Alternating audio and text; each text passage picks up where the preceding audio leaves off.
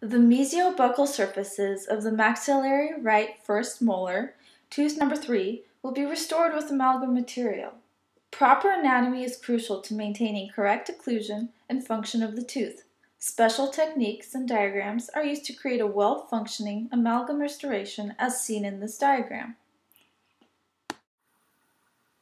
Ridges and grooves comprise the occlusal surface of the tooth. The major ridges include the oblique ridge, which extends from the mesiolingual cusp to the distal buccal cusp.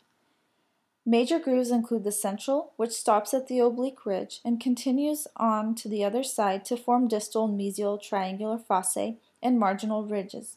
Supplemental grooves and ridges can be added to create a more detailed restoration. The anatomy of a tooth does not stop with the occlusal surface, but also extends proximally. It is crucial to maintain a proper contact area.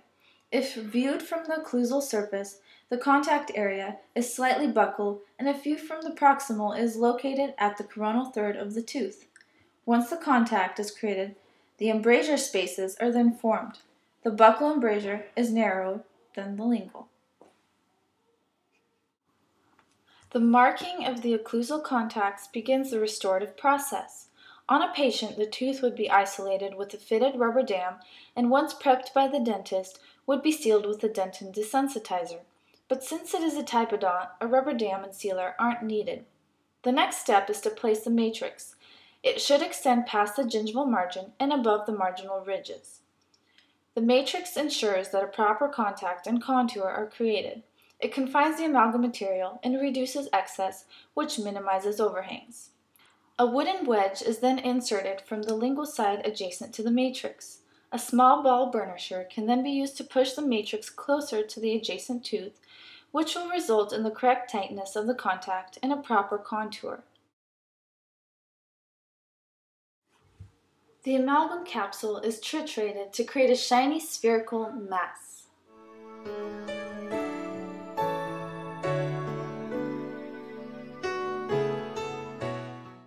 The amalgam is then placed into the carrier and handed over to the clinician. Both ends of the carrier are used, and then with a small condenser, the amalgam is packed to the prep walls, making sure that there is no space between. As the prep fills, the small condenser is switched out for the larger one.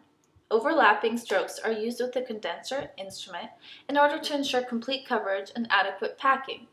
A ball burnisher smooths out the margins of the restoration to remove excess and strengthen the seal while beginning the carving process. Before removing the matrix band, clear excess with an explorer. This step begins to establish embrasures and marginal ridge height to match the adjacent tooth. Remove the matrix carefully, aware of the fragile nature of the proximal area.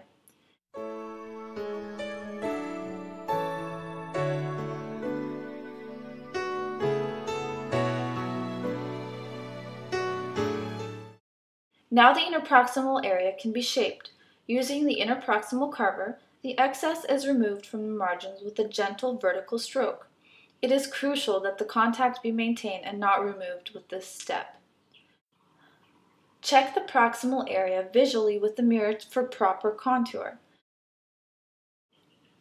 A large discoid cleoid shapes the major grooves and ridges, which are then further carved with a smaller discoid cleoid instrument.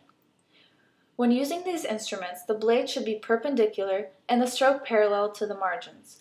The blade is partially on the enamel to prevent gouging of margins.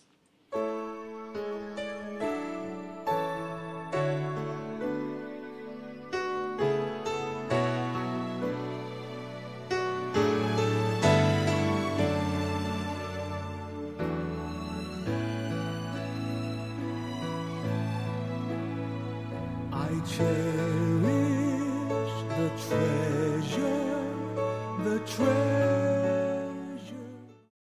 A piece of floss is necessary to check for smoothness and whether the contact is located in the correct spot. It is important that care be taken when flossing due to the risk of fracturing the marginal ridge. After the rubber dam is removed, assess the occlusion. The restoration can be polished in 24 hours. The restoration is now complete.